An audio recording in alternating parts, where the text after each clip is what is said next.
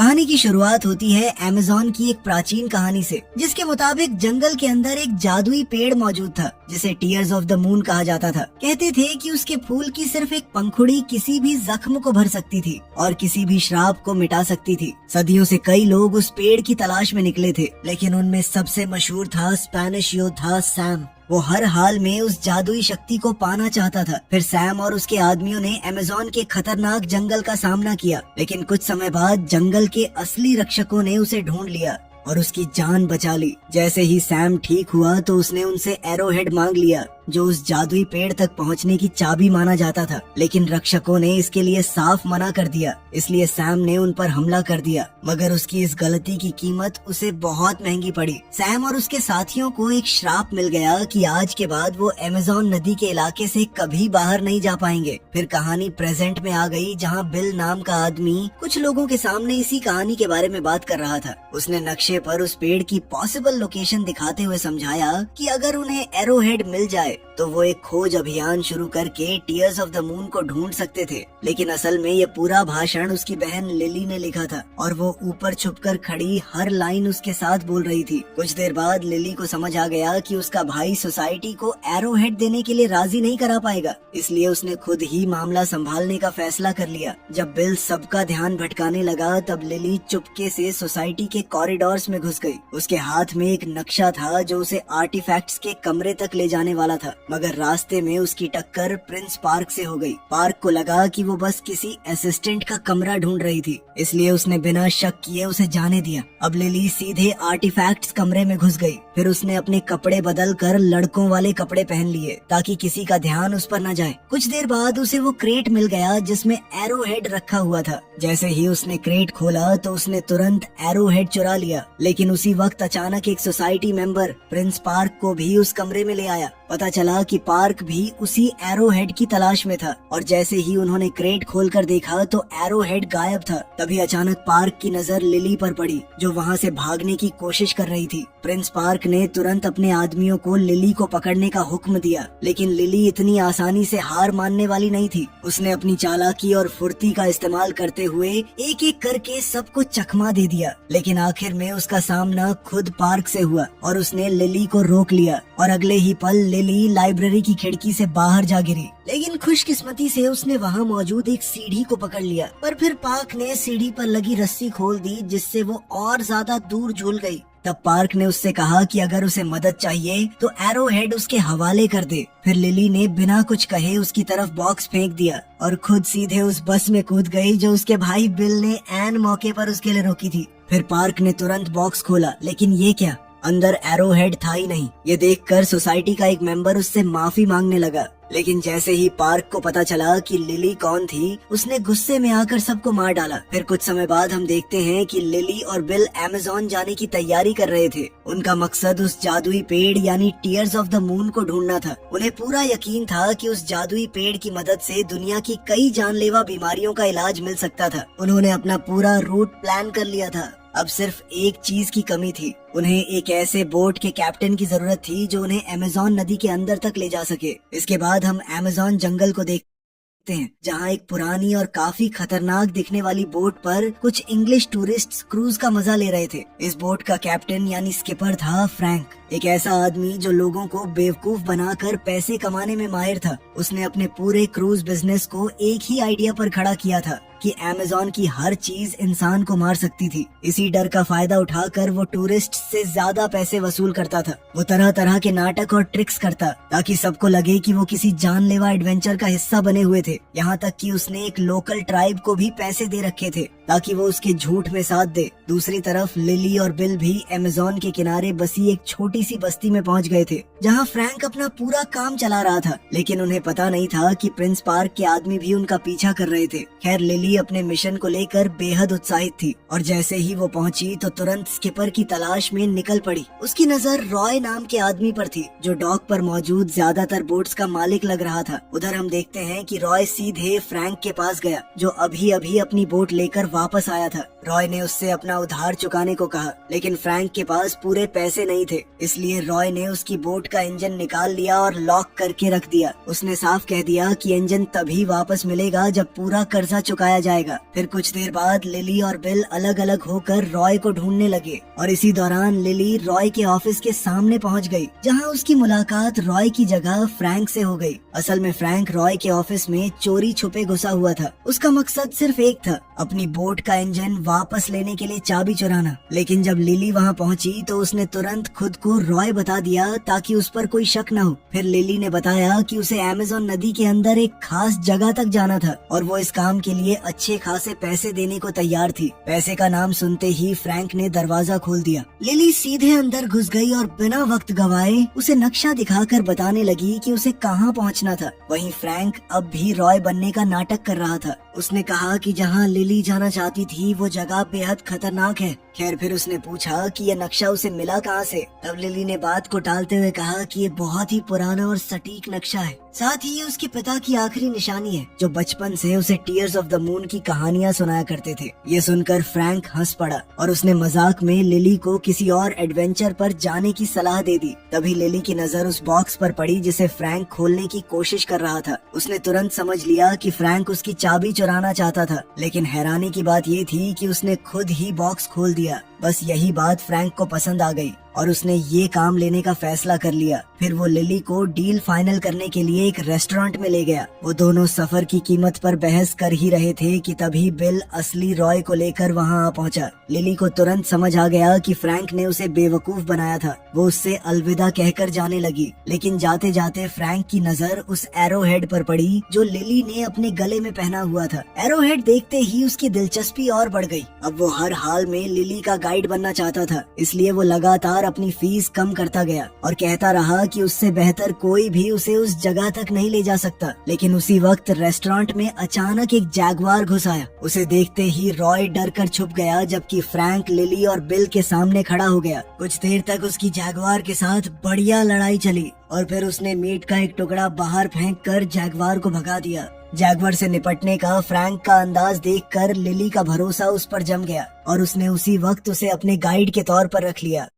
फिर कुछ समय बाद फ्रैंक डॉक पर उन दोनों को लेने पहुंच गया, लेकिन मुसीबतें अभी खत्म नहीं हुई थी। असल में प्रिंस पार्क के लिए काम करने वाले कुछ लोकल लोगों ने लिली को अगवा कर लिया। उधर फ्रैंक और बिल रॉय के आदमियों से बचने के लिए बोट लेकर निकल पड़े। खुशकिस्मती से लिली ने भी ज्यादा देर नहीं लगाई। उसने डॉक के आसपास जबरदस्त दौड़ भाग और चालाकी दिखाते हुए अपने किडनैपर से छुटकारा पा लिया और आखिरकार फ्रैंक और बिल ने उसे बोट पर चढ़ा लिया। फिर जैसे ही तीनों वहाँ से दूर निकलने लगे तो पार्क को खबर मिल गई कि लिली उसके हाथ से निकल चुकी थी। ये सुनते ही उसने अपने आदमियों को सबमरीन ऊपर लाने का हुक्म दिया। वो किसी भी कीमत पर टीयर्स ऑफ द मून तक पहुंचना चाहता था, क्योंकि उसका मानना था कि उसकी शक्ति जर्मनी को वर्ल्ड वॉर 1 जीतने में मदद कर सकती थी। अब सबसे पहले पार्क ने उनकी बोट पर गोलियां चलानी शुरू कर दी, लेकिन जब उससे कोई फायदा नहीं हुआ तो उसने सीधे उन पर टॉर्पीडो दाग दिया। ऐसा लग रहा था कि अब तो सैम और उसके साथियों का बचना नामुमकिन है। लेकिन आखिरी पल पर फ्रैंक ने अपनी बोट को इतनी चालाकी से मोड़ दिया कि टॉर्पीडो उन्हें छू भी नहीं पाया। लेकिन इसी दौरान अचानक सबमरीन का प्रोपेलर एक मोटी रस्सी में उलझ गया और अगले ही पल पूरी सबमरीन डॉक की तरफ घिसटती चली गई। इसका टकराव इतना जबरदस्त था कि रॉय की लगभग सारी बोट्स तबाह हो गई। अब फ्रैंक, लिली और बिल आखिरकार टीयर्स ऑफ द मून की तलाश में निकल चुके थे। सफर के दौरान बिल तपती गर्मी से काफी परेशान रहता था, लेकिन लिली अमेज़न के हर पल का मजा ले रही थी। नदी के आसपास नजर आने वाला हर अजीब जानवर उसे उत्साहित कर देता। वो अपने कैमरा से लगातार वीडियोस बनाती रहती थी, यहाँ तक कि फ्रैंक भी उसकी रिकॉर्डिंग का हिस्सा बन गया। फ्रैंक को कैमरा काफी दिलचस्प लगा, इसलिए उसने भी उसे चलाकर देखना शुरू कर दिया और इसी बीच दोनों के दरमियान एक हल्की सी केमिस्ट्री भी नजर आने लगी। लेकिन अचानक लिली के दिमाग में एक आइडिया आया। उसने फ्रैंक से कहा कि वो बोट को एक नए रूट पर ले जाए। ये रास्ता ज्यादा खतरनाक था, लेकिन सफर को काफी छोटा कर सकता था। फ्रैंक को ये आइडिया बिल्कुल पसंद नहीं आया। उसने लिली को काफी समझाने की कोशिश की, लेकिन जब वो नहीं मानी तो उसने मजबूरी में उसकी बात मान ली। फिर रात होते ही फ्रैंक ने बोट को किनारे लगा दिया ताकि इंजन कुछ देर आराम कर सके। इधर बिल सोने चला गया जबकि फ्रैंक और लिली डेक पर बैठकर बातें करने लगे। धीरे धीरे दोनों एक दूसरे को बेहतर समझने लगे, लेकिन तभी बिल के साथ एक अजीब हादसा हो गया। उसका सामना जैगवार सैली से हो गया जो सीधे डेक तक पहुंच गई। बिल डर के मारे जमसा गया, लेकिन फ्रैंक ने आराम से सैली को आवाज लगाई और अगले ही पल वो बिल का चेहरा चाटने लगी। तब लिली को पता चला कि सैली असल में फ्रैंक की ही पेट जैगवार थी। ये जानकर वो काफी नाराज हो गई। उसे लगा फ्रैंक ने उसे बेवकूफ बनाया था और जो थोड़ा बहुत भरोसा उसने फ्रैंक पर किया था वो भी टूट गया। वहीं दूसरी तरफ पार्क ने भी अपना रास्ता बदल लिया था। उसका इरादा सैम और उसके श्रापित साथियों को ढूंढने का था, क्योंकि उसे लगता था कि वही लोग उसे जादुई पेड़ तक पहुंचने में मदद कर सकते थे। फिर कुछ समय बाद वो उस जगह पहुंच गया जहां सदियों पहले सैम और उसके आदमियों को कैद किया गया था। वहां पार्क सैम के पत्थर बने शरीर के पास गया और उस पर नदी का थोड़ा सा पानी गिरा दिया। अगले ही पल उसके शरीर से 2 सांप बाहर निकले। पता चला कि वो सांप सैम का ही हिस्सा थे। उनके जरिए सैम ने पार्क से बात की। फिर दोनों ने एक सौदा किया। पार्क एरोहेड ढूंढने में मदद करेगा और बदले में सैम उसे टीयर्स ऑफ द मून तक ले जाएगा। इसके बाद सांप ने इस सौदे की कसम खाई और फिर पार्क ने सैम और उसके साथियों को उनकी कैद से आजाद कर दिया। इधर अगली सुबह फ्रैंक और उसके साथी आखिरकार अमेज़न के खतरनाक बहाव तक पहुंच गए थे। जैसे ही वो खतरनाक पानी के बीच आगे बढ़े, फ्रैंक ने किसी तरह बोट को संभाले रखा। डर के बावजूद लिली जिद करती रही कि वो इसी रास्ते पर आगे बढ़े। बीच सफर में उनकी बोट लगभग एक खतरनाक ढलान से नीचे गिरने वाली थी। ये देखकर सबकी सांसें थम गईं, लेकिन फ्रैंक ने वक्त रहते बोट को संभाल लिया और उसे शांत पानी की तरफ ले आया, जिसके बाद उन सबकी जान में जान आई। खैर कुछ देर बाद फ्रैंक और बिल इंजन के लिए लकड़ी इकट्ठी करने लगे। तब बिल ने बताया कि वो लिली के साथ इस मिशन पर क्यों आया था, जबकि वो उसकी तरह एडवेंचरस बिल्कुल नहीं था। असल में जब उसे एहसास हुआ कि वो गे था, तब पूरे परिवार में सिर्फ लिली ही उसके साथ खड़ी रही थी और इसी वजह से वो उसके लिए कहीं भी जाने को तैयार था। उधर लिली चुपके से फ्रैंक के कैबिन में घुस गई और वहाँ उसे एक हैरान कर देने वाली चीज मिली। जब फ्रैंक वापस बोट पर आया तो लिली ने उससे कैबिन में मिले मैप्स और डॉक्यूमेंट्स के बारे में सवाल किया। उसे लगा कि फ्रैंक भी उसी पेड़ की तलाश में था। फ्रैंक ने कहा कि हाँ, किसी जमाने में ऐसा था, लेकिन बहुत पहले। उसने बताया कि अमेज़न आने की उसकी वजह भी वही थी। वो भी उस जादुई ताकत की तलाश में आया था, लेकिन उसे कभी ढूंढ नहीं पाया। लेकिन तभी अचानक फ्रैंक की किराए पर रखी हुई ट्राइब ने उन पर हमला कर दिया। कुछ देर तक वो लोग लिली और बिल के सामने ये नाटक चलाते रहे। फ्रैंक ट्रांसलेटर बनकर लिली और ट्राइब के चीफ के बीच बात करवाता रहा, लेकिन जब लिली ने बात कुछ ज्यादा ही आगे बढ़ा दी तो चीफ ने पूरा नाटक खत्म करने का फैसला कर लिया। कुछ समय बाद लिली ने चीफ से एरो हेड पर बने निशानों का मतलब पूछा। चीफ ने बताया कि जो भी टीयर्स ऑफ द मून की तलाश में निकलेगा उसे पानी को पत्थर में बदलना होगा और एक टूटे हुए दिल को जोड़ना होगा। उसने ये भी बताया कि उस पेड़ पर खास फूल सिर्फ रेयर क्राइंग मून के दौरान खिलता था और उनके मुताबिक वो पल 2 दिन बाद आने वाला है। चीफ ने कहा कि पेड़ तक पहुंचने के लिए उसे ऐसे सांप का पीछा करना होगा जो अपनी ही पूंछ को काट रहा हो। ये सुनते ही लिली को याद आया कि उसने वही निशान मैप में देखा था। उसने तुरंत मैप देखा और उस सिंबल को वहाँ ढूंढ निकाला। अब लिली को लगा कि वो फ्रैंक के बिना बस एक नाव में बैठकर वहाँ तक पहुँच सकती है, इसलिए उसने फ्रैंक को उसका बाकी बचा हुआ पैसा दे दिया। मगर उस रात गांव पर अचानक श्रापित लोगों यानी कॉन्क्विस्टाडोर्स ने हमला कर दिया। उनका सिर्फ एक मकसद था, एरोहेड हासिल करना। फ्रैंक, बिल और लिली 3 अलग अलग कॉन्क्विस्टाडोर्स का सामना करने लगे, मगर लड़ाई के दौरान उनमें से एक ने लिली के गले से एरोहेड छीन लिया और उसे सैम तक पहुंचा दिया। एरोहेड मिलते ही सैम वहां से भागने लगा, लेकिन फ्रैंक ने उसका रास्ता रोक लिया और दोनों के बीच उस आर्टिफैक्ट को लेकर जबरदस्त लड़ाई शुरू हो गई। मगर इसी बीच सैम ने फ्रैंक को चाकू मार दिया, लेकिन पेड़ों के बीच से नीचे गिरने से पहले फ्रैंक ने एरोहेड वापस छीन लिया और उसे लिली की तरफ उछाल दिया। उधर चीफ ने लिली और बिल की जान बचा ली और दोनों को सुरक्षित नीचे ले आई। फिर उसने लिली से कहा कि वो नदी की नजर से दूर भाग जाए, क्योंकि कॉन्क्विस्टाडोर्स नदी के पार नहीं जा सकते थे। लिली भागने लगी, लेकिन सैम के सांप उस तक पहुंच गए और उसे जकड़ लिया। सैम कुछ कर पाता उससे पहले ही जंगल ने उसे और उसके साथियों को घसीटकर वापस नदी की तरफ खींच लिया। जब कॉन्क्विस्टाडोर्स ने खुद को संभाला तब उन्हें समझ आ गया कि लिली तक पहुंचने के लिए अब उन्हें पार्क की मदद चाहिए थी। तब सैम के एक साथी ने अपनी मधुमक्खियां पार्क के पास भेज दी ताकि उसे उनकी हालत की खबर मिल सके। फिर अगली सुबह लिली ने फ्रैंक को देखा और उसे लगा कि वो बिल्कुल ठीक ठाक था। लेकिन जब चीफ और बिल वहाँ पहुँचे तब उनकी नजर फ्रैंक की पीठ में घुसे हुए चाकू पर पड़ी। अब फ्रैंक के पास सच बताने के अलावा कोई रास्ता नहीं बचा था। उसने कबूल किया कि वो भी कभी सैम के कॉन्क्विस्टाडोर्स में से एक था, लेकिन वो और कुछ समझा पाता उससे पहले लिली को उसके शरीर से चाकू निकालना पड़ा। मगर हैरानी की बात ये थी कि चाकू निकालने के बाद भी फ्रैंक को जरा सा नुकसान नहीं हुआ। ये देखकर बिल वहीं बेहोश हो गया। खैर कुछ देर बाद लिली ने उसे होश में लाकर अलविदा कहा। उसने बताया कि सफर का बाकी हिस्सा वो सिर्फ फ्रैंक के साथ तय करेगी। उधर श्रापित कॉन्क्विस्टाडोर्स की मधुमक्खियाँ पार्क की सबमरीन तक पहुँच गई थी। पार्क ने उन्हें अंदर बुलाया। उनमें से एक मधुमक्खी ने मैप पर एरोहेड की लोकेशन दिखाई। फिर दोनों के बीच पूरी बातचीत हुई, जिसे देखकर पार्क के साथी भी हैरान रह गए। इधर सफर के दौरान फ्रैंक और लिली उसकी पिछली 400 सालों की जिंदगी के बारे में बात करने लगे। फ्रैंक ने बताया कि वो सैम का सबसे करीबी दोस्त था।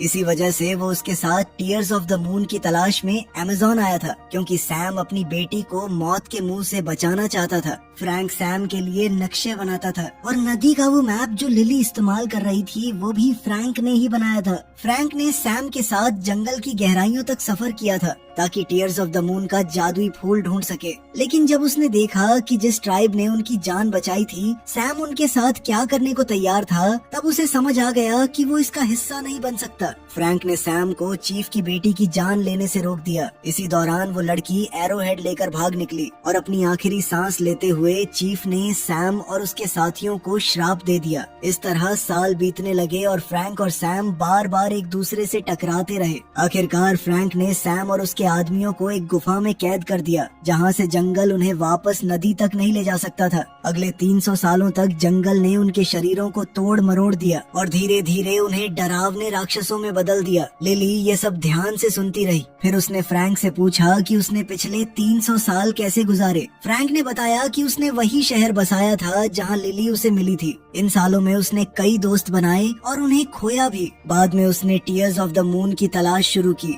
उसने अपनी बोट बनाई और पूरी नदी छान मारी, लेकिन उसे कुछ नहीं मिला। आखिर में थक हार कर उसने तलाश छोड़ दी और वो टूरिस्ट गाइड बन गया। अपनी इस बेहद लंबी जिंदगी में उसने काफी सारी बड़ी बिल्लियों को भी पाला।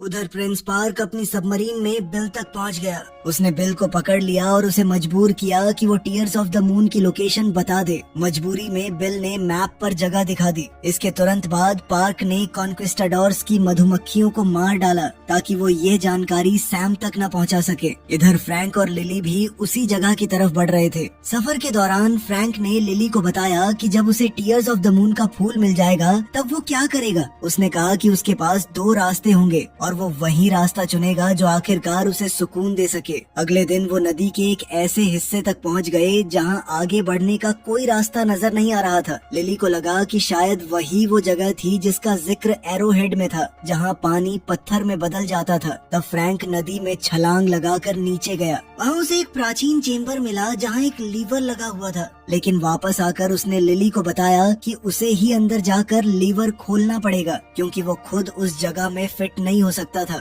ये सुनते ही लिली घबरा गई, क्योंकि उसे तैरना नहीं आता था। लेकिन आखिरकार फ्रैंक ने उसे मना लिया कि उनके पास और कोई रास्ता नहीं था, और फिर दोनों साथ में पानी के अंदर उतर गए। अब जैसे ही लिली चैम्बर के अंदर पहुंची, उसने लीवर दबा दिया, लेकिन लीवर दबाते ही दरवाजा बंद हो गया। ये देखकर लिली बुरी तरह घबरा गई। तब फ्रैंक ने उसे किस करके थोड़ी सी हवा दी ताकि वो सांस ले सके। फिर लिली ने किसी तरह उस प्राचीन लीवर को पूरी तरह नीचे कर दिया। उधर फ्रैंक पर पिरानस का झुंड टूट पड़ा। धीरे धीरे वहाँ का सारा पानी निकलने लगा, लेकिन जब तक पानी पूरी तरह नहीं निकलता, लिली के पास बाहर निकलने का कोई रास्ता नहीं। फिर जब फ्रैंक आखिरकार उस तक पहुँचा तो उसे लगा कि लिली डूब चुकी थी, लेकिन अगले ही पल लिली की आंखें खुल गईं और उसने फ्रैंक को थप्पड़ मार दिया, क्योंकि उसने उसे वहाँ अकेला छोड़ दिया था। खैर कपड़े बदलते वक्त दोनों को एहसास हुआ कि उन्होंने आखिरकार पेड़ की असली लोकेशन ढूंढ निकाली थी। लेकिन तभी एक और बड़ी मुश्किल सामने आ गई। जैसे ही वहाँ का बाकी पानी भी निकल गया, उन्होंने देखा कि पार्क भी वहाँ मौजूद था और उसने बिल को अपना कैदी बना रखा था। मामला और भी खराब तब हुआ जब कॉन्क्विस्टाडोर्स की एक मधुमक्खी जो चुपके से उनका पीछा कर रही थी, वापस जाकर श्रापित कॉन्क्विस्टाडोर्स को भी लोकेशन बताई। तभी पार्क ने लिली से एरोहेड छीन लिया फिर उसने फ्रैंक को मजबूर किया कि वो अपनी स्टीम बोट से सबको उस गुफा के अंदर ले चले जहाँ वो जादुई पेड़ मौजूद था। मगर जब वो पेड़ तक पहुँचे तो वो सदियों से मरा हुआ लग रहा था। तब पार्क ने लिली से कहा कि वो पेड़ पर फूल खिलाए, क्योंकि ये करना कैसे है ये बहुत कम लोग जानते थे। लेकिन लिली ने मना कर दिया। फिर फ्रैंक ने कहा कि वो ये काम करेगा, लेकिन बदले में उसे फूल की एक पंखुड़ी चाहिए होगी। अब पार्क इस बात पर मान गया, लेकिन उसने बिल को अपने पास ही बंधक बनाए रखा। फिर फ्रैंक ने पार्क से एरो हेड लिया और आगे बढ़ने का रास्ता ढूंढने लगा। जब वो तुरंत कामयाब नहीं हुआ तो पार्क ने लिली को भी उसकी मदद करने पर मजबूर कर दिया। फिर दोनों ने मिलकर पहेली सुलझानी शुरू की और तब उन्हें पता चला कि एरो हेड असल में एरो हेड था ही नहीं, दरअसल वो एक दिल था। निशानों के मुताबिक उन्होंने उसे तोड़ दिया और उसके अंदर से एक जादुई टुकड़ा निकाला। फिर उस टुकड़े को पत्थर के एक हिस्से पर रखा गया और जुड़े हुए दिल को दूसरी तरफ। जैसे ही यह हुआ, पेड़ की जादुई ताकत सामने आने लगी। चांदनी की रोशनी में वो पेड़ धीरे धीरे खिलने लगा और कुछ ही पलों में वो पूरी तरह फूलों से भर गया। लेकिन पेड़ के खिलते ही लिली ने फ्रैंक को गोली मार दी। गोली लगते ही फ्रैंक गुफा की गहराई में जा गिरा। उधर पार्क ने तुरंत अपने आदमियों को हुक्म दिया कि क्राइंग मून के खत्म होने से पहले सारी पंखुड़ियां तोड़ ली जाए। इसी बीच फ्रैंक ने पार्क के आदमियों से बिल को बचा लिया। फिर सैली की मदद से दोनों ने मिलकर स्टीम बोट पर दोबारा कब्जा कर लिया। फिर लिली पेड़ पर चढ़ गई ताकि एक पंखुड़ी हासिल कर सके, लेकिन क्राइंग मून के खत्म होने से पहले उसे तोड़ने के लिए उसे बहुत तेजी से दौड़ना पड़ा। आखिरकार उसने टीयर ऑफ द मून की एक पंखुड़ी तोड़ ली, लेकिन उस पल वो पेड़ से नीचे गिर गई और वहाँ प्रिंस पार्क पहले से मौजूद था। उसने एक बार फिर लिली को धमकाया और कहा कि पंखुड़ी मेरे हवाले कर दो, वरना तुम्हें और तुम्हारे भाई को कोई नहीं बचा पाएगा। तभी अचानक पूरा पेड़ टूटने लगा। अपनी जान बचाने के लिए लिली ने पंखुड़ी छोड़ दी और पार्क को पकड़ लिया। वहीं दूसरी तरफ फ्रैंक ने गिरती हुई पंखुड़ी को पकड़ लिया। लेकिन कहानी अभी खत्म नहीं हुई थी। तभी श्रापित कॉन्क्विस्टाडोर्स भी पेड़ तक पहुंच गए और उन्होंने पार्क को मार डाला। उसके बाद वो लिली के पीछे पड़ गए, लेकिन फ्रैंक ने पंखुड़ी दिखाकर उनका ध्यान अपनी तरफ खींच लिया और उन्हें अपने पीछे आने पर मजबूर कर दिया। फ्रैंक ने बिल को सुरक्षित जगह पर छोड़ दिया और सैली को उसके साथ रुकने का हुक्म दिया ताकि वो बिल और लिली दोनों की हिफाजत कर सके। फिर लिली पेड़ से नीचे अपने भाई के पास आ गई और दोनों ने देखा कि फ्रैंक अपनी बोट को सीधे उस प्राचीन स्मारक की तरफ ले जा रहा था। कॉन्क्विस्टाडोर्स पंखुड़ी हासिल करने के लिए फ्रैंक से लड़ने लगे, लेकिन फ्रैंक ने एक एक करके सबका सामना किया और उन्हें रोकता रहा। आखिर में उसका सामना सैम से हुआ। सैम ने एक बार फिर उससे पंखुड़ी मांगी, लेकिन तब पता चला कि असली पंखुड़ी तो बिल के पास थी ताकि वो उसे लिली को दे सके। अगले ही पल बोट जाकर उस प्राचीन स्मारक से टकरा गई और इस टक्कर की वजह से नदी का पानी गुफा के अंदर आना बंद हो गया। जंगल ने तुरंत कॉन्क्विस्टाडोर्स को अपनी गिरफ्त में ले लिया और क्योंकि अब वो नदी तक नहीं पहुंच सकते थे, जंगल ने फ्रैंक समेत सभी कॉन्क्विस्टाडोर्स को दोबारा पत्थर बना दिया। कुछ देर बाद लिली उस जगह पहुंची और उसने फैसला किया कि वो पंखुड़ी फ्रैंक को देगी ताकि उसका श्राप टूट सके। इस फैसले के साथ ही उसने इंसानियत की मदद करने का अपना सपना भी दांव पर लगा दिया। लेकिन हैरानी की बात ये थी कि कुछ भी नहीं हुआ। मजबूर होकर लिली और बिल वहाँ से चले गए, जबकि सैली अपने मालिक का इंतजार करती रही। तभी लिली को सैली के जोर जोर से गरजने की आवाज सुनाई दी। वो पलटकर देखती है और देखकर हैरान रह गई। फ्रैंक जिंदा हो चुका था। लिली दौड़कर सीधे उसकी बाहों में जा पहुंची और तब उन्होंने देखा कि जादुई पेड़ ने उनके लिए एक और पंखुड़ी छोड़ दी थी। फिर कुछ समय बाद सब लोग वापस शहर लौट आए। अब फ्रैंक ने रॉय को अलविदा कहा और अमेज़न के उन जंगलों से लंदन की ओर निकल पड़ा। आखिरी सीन में हम लंदन की सड़कों पर अपने हीरो हीरोइन को देखते हैं। दोनों एकदम खुश हैं और अपने पालतू बिल्ली के तौर पे जैगुआर रखा हुआ है। वीडियो पसंद आई तो लाइक कर देना, चैनल को सब्सक्राइब कर लेना। मिलते हैं अगली वीडियो में।